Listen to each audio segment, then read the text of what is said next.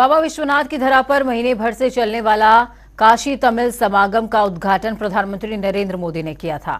19 नवंबर को शुरू होकर 16 दिसंबर को समाप्त होने वाले काशी तमिल समागम का उद्देश्य दक्षिण और उत्तर की संस्कृति को एक साथ लाना था। इस मौके पर केंद्रीय गृह मंत्री अमित शाह मुख्य अतिथि के तौर पर मौजूद रहे। इसके अलावा उनके साथ यूपी के मुख्यमंत्री योगी आदित्यनाथ, शिक्षा मंत्री धर्मेंद्र प्रधान, संस्कृति मंत्री किशन रेड्डी और तमिलनाडु के राज्यपाल RN रवि भी समारोह में शरीक हुए और एक महीने तक चले इस समागम में कई तमिल अतिथि जो कि शिक्षा, साहित्य, पुरातत्व, इतिहास, कला, संगीत, योग और आयुर्वेद जैसे अलग अलग क्षेत्रों से आते हैं। उत्साहपूर्वक उन्होंने प्रतिभाग भी लिया। बनारस हिंदू विश्वविद्यालय में हुए समारोह में अमित शाह ने जनसभा को संबोधित किया है।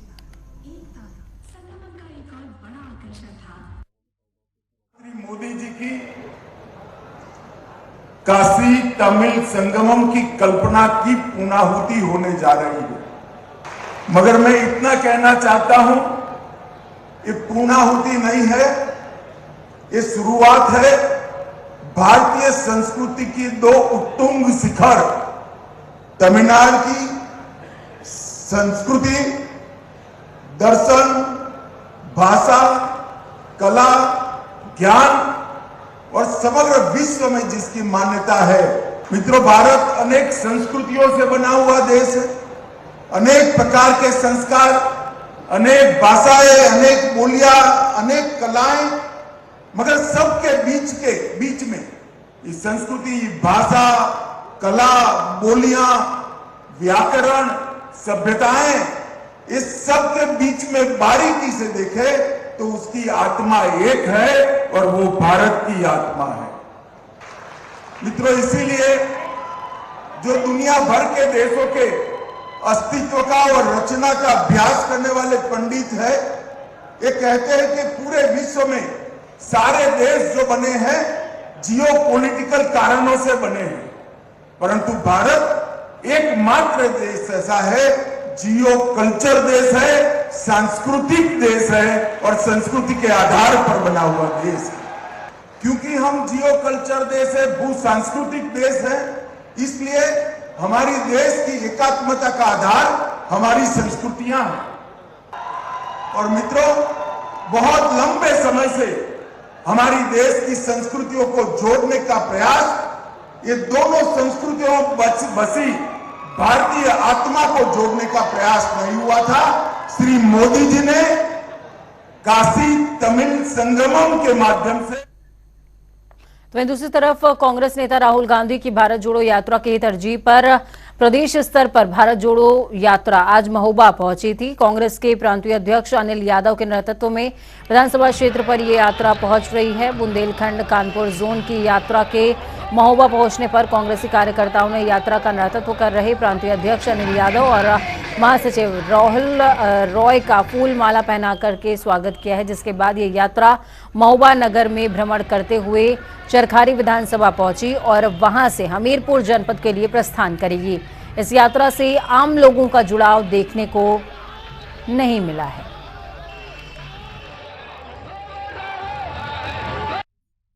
मुझे लगता है चाहे जो राहुल जी की जो यात्रा लगातार पिछले 2-2.5 महीनों से आपके के बीच में है कि वो किस तरीके से उन्होंने कन्याकुमारी से यात्रा शुरू की थी और आज वो पूरे इतने प्रदेशों से चलते हुए हम लोगों के लगातार आज मध्य प्रदेश के बाद, उसके बाद राजस्थान के बाद मध्य प्रदेश, उसके बाद पूरा कश्मीर तक वहाँ से पूरी पदयात्रा कर रहे हैं। 3,000-3,500 किलोमीटर की पदयात्रा कर रहे हैं। और मुझे लगता है कि आज़ादी के बाद अगर इतनी लंबी पदयात्रा किसी नेता ने, किसी जननेता ने की है तो वो आदरणीय राहुल जी हैं।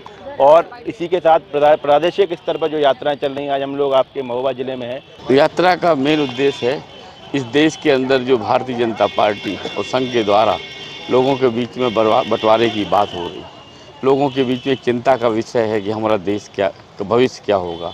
नौजवानों में भी चिंता, नौजवानों में भी टेंशन है कि हमारा भविष्य क्या होगा। आम गृहस्थी चलाने वाले जो मीडियम परिवार मध्यम वर्गीय लोग हैं, वो बोले कि हमारे परिवार चलाने का आगे भविष्य क्या होगा। जो नफरत के बीज भारतीय जनता पार्टी के बीच में जो दो समुदायों के बीच में बांटे जा रहे हैं, उन तमाम लोगों के अंदर जो अनिश्चितता की भावना है, एक आगे वाले भविष्य को लेकर चिंता है, उस चिंताओं को दूर करने के लिए हमारे नेता राहुल गांधी जो सड़कों पर उतरे हैं जनता से सीधा संवाद करने के लिए। कानपुर देहात के बलवंत हत्याकांड में मृतक बलवंत के गांव एडीजी और आईजी पहुंचे। इस दौरान अधिकारियों ने मृतक के परिजनों से मुलाकात करते हुए न्याय का भरोसा दिलाया और बताया कि मामले की जांच कन्नौज के एसपी को सौंपी गई है। आपको बता दें कि पुलिस कस्टडी में बलवंत की मौत के बाद परिजनों में आक्रोश था। इस मामले में एसपी ने 11 पुलिसकर्मियों को निलंबित भी किया था। साथ ही 7 लोगों के खिलाफ हत्या का मामला दर्ज हुआ था, जिनमें से अभी तक सिर्फ एक आरोपी की ही गिरफ्तारी हुई है। सबसे पहले तो अभी पीड़ित परिवार से मुलाकात हुई है और पूरे विभाग की तरफ से हम लोगों ने खेद व्यक्त की। एक मासूम बच्चे का यहाँ पे बहुत दुर्भाग्यपूर्ण स्थिति में उसकी मृत्यु हुई है। इसके संबंध में अब एसपी कन्नौज जो है जांच कर रहे हैं। जांच टीम कल से यहाँ पे मुस्तैद है और सभी साक्ष्य को इकट्ठा कर रही है। एसपी कन्नौज स्वयं कल आए थे और आज भी वो रास्ते में है और इस पे लगातार काम करेंगे। सर, कितने लोगों की गिरफ्तारी हो चुकी है? अब तक एक आदमी की गिरफ्तारी हो चुकी है। बाकी सभी लोगों को साक्ष्य इकट्ठा करके गिरफ्तारी की जा रही है। बहुत जल्दी बाकी लोग जो इसमें हैं वो भी गिरफ्तार किए जाएंगे। दोषियों पर किस किस्म की कार्रवाई की जाएगी? दोषियों के खिलाफ जो है भारतीय दंड संहिता के अंतर्गत जो दंड बनता है उसके खिलाफ की जाएगी। साथ में जो है पुलिस विभाग के जो भी लोग हैं जिन्होंने इसमें अपना किसी भी प्रकार से तथ्य को छुपाने में या तथ्य को कुछ बिगाड़ने में किसी भी प्रकार से कोई भी रोल रहा है तो उनके खिलाफ जो है सख्त दंडात्मक कार्रवाई की जाएगी। तो ललितपुर में आज जैन समाज की महिलाओं सहित हजारों लोगों ने सड़कों पर उतरकर प्रदर्शन किया। जैन समाज के लोगों ने केंद्र सरकार की ओर से झारखंड राज्य में स्थित जैन धर्म स्थल शिखर जी को पर्यटक स्थल घोषित किए जाने से नाराजगी जाहिर करी और इसका जमकर विरोध भी किया है। एडीएम के जरिए राष्ट्रपति को ज्ञापन सौंपा। जैन समुदाय का साफ तौर पर कहना है कि शिखर जी जैन धर्म की तपोभूमि है, लेकिन अगर ये पर्यटक स्थल घोषित हो जाएगा तो यहाँ धर्म के विरुद्ध काम शुरू हो जाएगा और यहाँ की पवित्रता भंग होगी। इसलिए जैन समाज ने राष्ट्रपति से मांग की है कि इसे वापस पर्यटन स्थल न बनाकर धार्मिक स्थल ही बना रहने दिया जाए।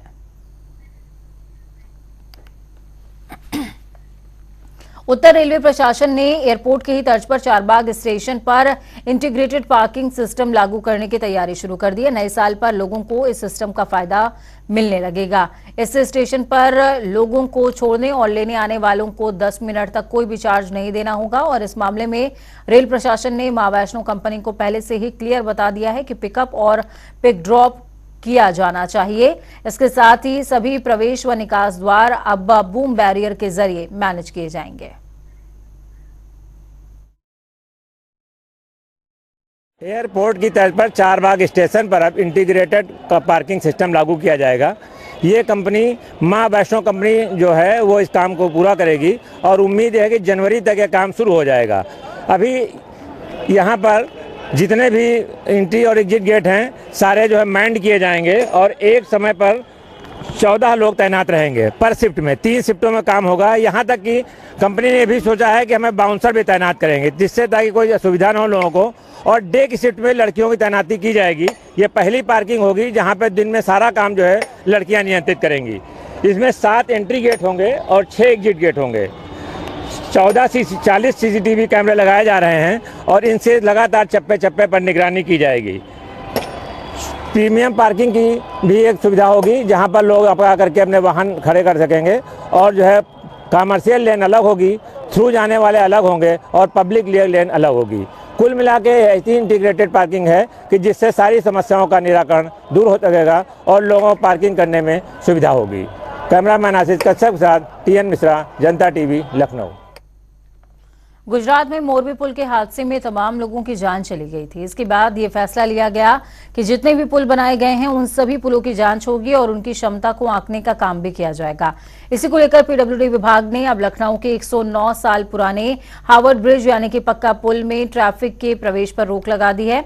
आपको बता दें कि गोमती नदी स्थित पक्का पुल पर आज से 3 दिनों के लिए यातायात बंद रहने वाला है और इस दौरान यातायात नए पुल से जाएगा। विशेषज्ञों की टीम ने आज से पक्का पुल पर टेस्टिंग शुरू कर दी है। इस दौरान पुल के पिलर्स, आर्च और रेलिंग की जांच की जा रही है। 15 दिन में टीम को लोक निर्माण विभाग को रिपोर्ट देनी है।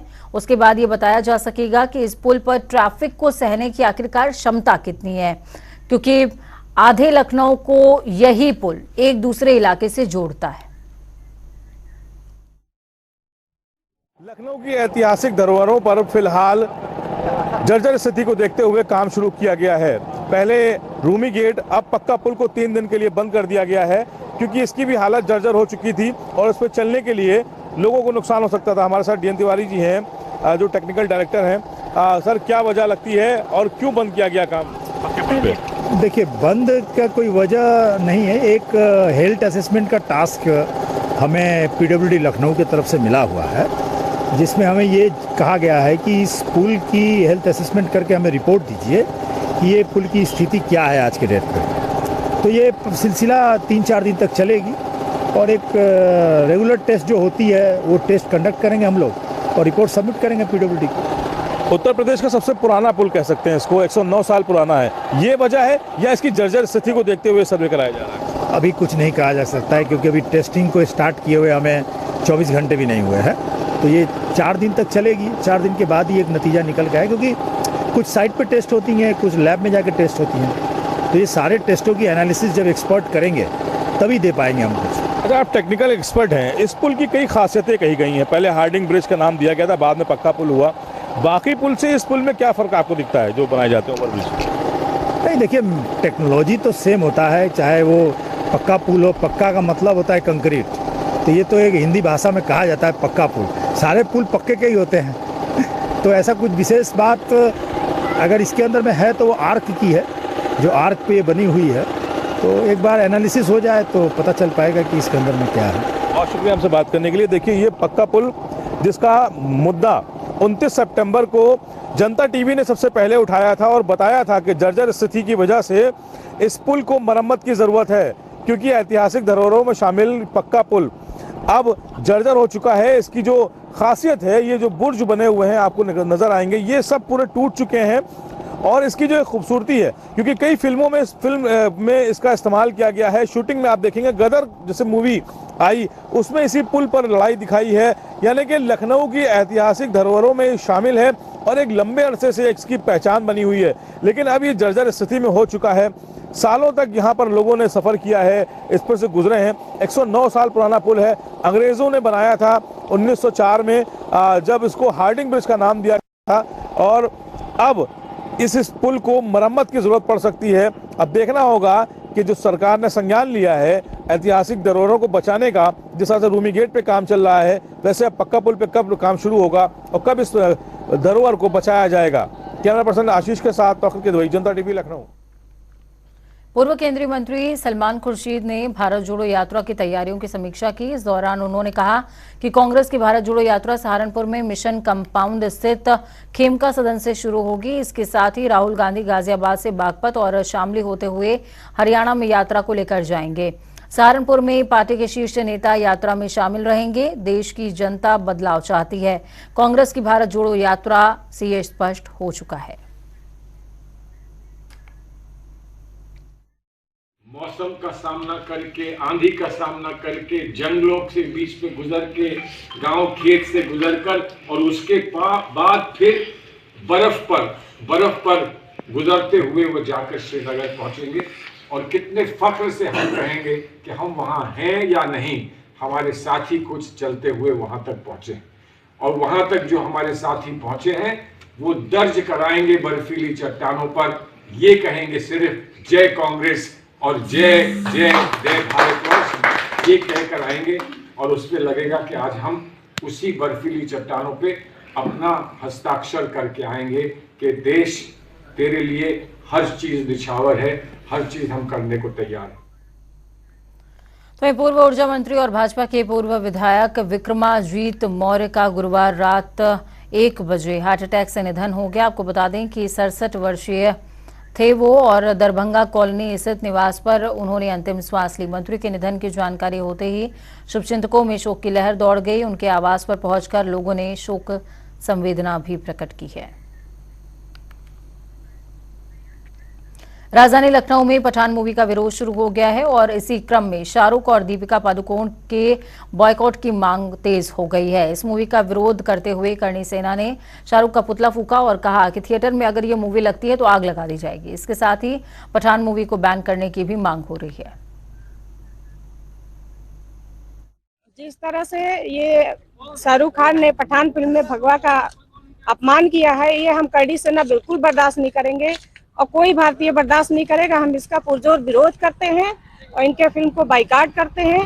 भगवा हमारा रंग नहीं है, ये हमारे सनातन धर्म का प्रतीक है। हम पुरजोर इसका विरोध करते हैं और इस फिल्म को बिल्कुल बहिष्कार करते हैं।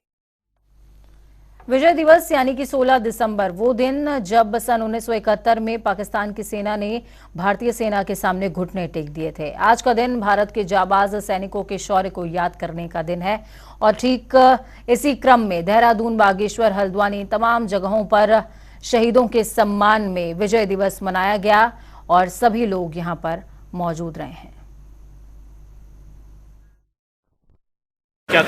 आज का दिन हमारे लिए बहुत ऐतिहासिक दिन है और भारत की सेना ने आज के दिन बहुत बड़ा इतिहास रचा था, जिसमें 93,000 से भी ज़्यादा सैनिकों ने पाकिस्तान के आज के दिन ही आत्मसमर्पण किया था और उसमें हमारे देश के वीर जवानों ने अपनी बड़ी शहादत दी थी। उत्तराखंड के भी जवानों ने शहादत दी थी। मैं उन सबको नमन करता हूँ, उन शहीदों को, वीर अमर शहीदों को, अमर बलिदानियों को। ऐसा है, पूर्व सैनिकों सम्मान तो जब से वाजपेयी सरकार आई थी तब से चालू हुआ है और सर्वप्रथम वाजपेयी जी ने ही हमें सबसे बड़ा सम्मान दिया है, जो कि हमारे डेड बॉडी हमारे घर तक पहुंचती है। पहली बात है। दूसरा ये है कि जब मोदी जी आए हैं तो उन्होंने जो हमें एक रैंक 1% जो दी है, वो सबसे बड़ी हमें उससे राहत बहुत ज़्यादा मिली है। हमारे सैनिकों को जो पूर्व सैनिक थे और सभी सैनिक उनसे बड़ी राहत मिली है। बीच बीच में सरकारों, हमारी सरकारों ने राशन का भी वो किया, उधार का जो बढ़ाया ताकि वो सभी शहर खोज रहे हैं उनको आसानी से अपना दिनचर्या पूरी करें। उसके बाद नए हथियार आ रहे हैं भी। खैर अब हम तो बहुत पुराने हो चुके हैं। हमारे टाइम पर 303 राइफल होती थी, 303। वहीं कांग्रेस मुख्यालय देहरादून में भी विजय दिवस के मौके पर कार्यक्रम का आयोजन हुआ, जहां पर कांग्रेस अध्यक्ष करण माहरा ने वीर सैनिकों को शॉल उड़ाकर सम्मानित किया। तो वहीं कार्यक्रम के बाद अध्यक्ष करण माहरा का कहना है कि 1971 के युद्ध को, वीर गाथा को कोई भुला नहीं सकता। हमारे वीर सैनिकों की बहादुरी के चलते हम पाकिस्तान के 2 टुकड़े करने में कामयाब रहे। आज के दिन हम अपने स्वर्गीय प्रधानमंत्री इंदिरा गांधी जी को और फील्ड मार्शल मानेकशॉ को बहुत याद करते हैं, जिनकी साहस, जिनकी प्रेरणा, जिनकी दूरदर्शिता और जिनकी प्लानिंग के तहत पाकिस्तान के 2 टुकड़े करने में भारत कामयाब रहा। बांग्लादेश का गठन हुआ और दुनिया का सबसे बड़ा सरेंडर, दुनिया की सबसे बड़ी जीत के रूप में हम 71 की लड़ाई को देखते हैं। भारत के वीर सैनिकों ने 93,000 पाकिस्तानी सैनिकों को सरेंडर करने पर मजबूर किया था और ये दुनिया की सबसे बड़ी जीत के रूप में देखा गया। आज अपने भारत के उन वीर सैनिकों को, उन वीर योद्धाओं को याद करते हैं और जिन्होंने अपने जीवन का सर्वोच्च बलिदान करके देश की रक्षा में पाकिस्तान के 2 टुकड़े करने में अपना सहयोग प्रदान किया, उनको हम सब लोग सैल्यूट करते हैं और आज के दिन में उनको याद करते हैं। यही आज का कार्यक्रम।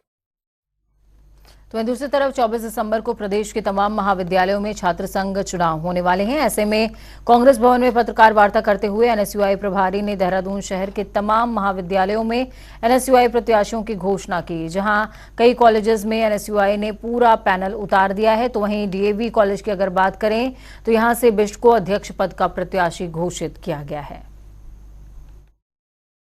सर, डीवी कॉलेज में एक बहुत बड़ा परिवर्तन का माहौल है। डीवी कॉलेज के छात्र छात्राओं के बीच में जितने वर्षों से हमारा संगठन एनएसयूआई हम जीत से वंचित है, इस बार डीवी कॉलेज में वो परिवर्तन होगा और इस बार डीवी कॉलेज में एनएसयूआई चुनाव जीतेगी और छात्र संघ अध्यक्ष के रूप में इस बार मैं डीवी कॉलेज का बनूंगा। क्या प्राथमिकता लेके चलेंगे? सर डीवी कॉलेज में मेरी कुछ प्राथमिकताएं हैं जो मैं छात्र छात्रों के बीच में मैंने कही हुई है। सर बताओ, हमारे डीवी महाविद्यालय में जो सीटों की जो संख्या कम हुई है, हमारे पहाड़ से हमारे वाले तमाम छात्र हैं जो डीवी महाविद्यालय में प्रवेश नहीं ले पाते हैं। यहाँ की जो सीट संख्या से 12,500 इन्होंने मात्र कर दी है, तो सारी संख्या को बढ़ाने का मेरे कार्य रहेगा। मैं डीवी महाविद्यालय में छात्र छात्राओं के लिए जो हमारी प्रवेश है उसकी सीटों की संख्या में अधिक बढ़वाऊँ। और हमारे डीवी महाविद्यालय में हमारे बहुत सारे मुद्दे हैं। जैसे डीवी महाविद्यालय में हमारी पेड पार्किंग हमारे छात्रों से ली जाती है। मैं सबसे बड़ा मुद्दा मेरे चुनाव का वो रहेगा। उधम सिंह नगर में विधायक शिव अरोड़ा ने आज खाद्य आपूर्ति विभाग की बैठक लेकर अफसरों के छक्के छुड़ा दिए। इसके तमाम सवालों का पूर्ति निरीक्षक उत्तर ही नहीं दे सके और कन्नी काटते भी नजर आए। इस पर एसडीएम प्रत्युष सिंह ने भी सख्ती दिखाई और आंकड़ों के संग बैठक में बैठने की बात कही। विधायक शिव अरोड़ा ने कहा कि विभाग जुबानी जमा खर्च पर नहीं चला करते। उन्हें खाद्यान्न आपूर्ति विभाग के अधिकारियों से पूछा कि जो कार्ड निरस्त हुए हैं उसके बाद वो बने भी हैं या फिर उसको देखा ही नहीं गया।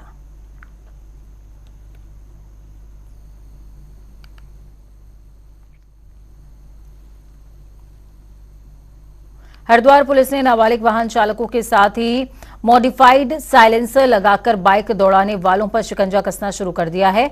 सभी चौक चौराहों से लेकर हाईवे तक चेकिंग अभियान चलाया जा रहा है। इतना ही नहीं, अपने नाबालिग बच्चों को वाहन देने वाले परिजनों के खिलाफ भी कार्रवाई की जा रही है। एसएसपी अजय सिंह के निर्देश पर पूरे जिले में रोजाना चालानी कार्रवाई के साथ ही नगद चालान भी काटे जा रहे हैं। हमारे डीजीपी महोदय द्वारा व्यापक तौर पर एक अभियान चलाया जा रहा है, जिसके परिप्रेक्ष्य में हमारे द्वारा भी उसी के फलस्वरूप यहाँ पे अभियान चलाया गया है। यह है कि नाबालिग बच्चों द्वारा प्राय देखने में आ रहा है कि वह दुपहिया चौपहिया वाहन चलाए जा रहे हैं, जिनके द्वारा किसी न किसी तरीके से घटना कारित की जा रही है।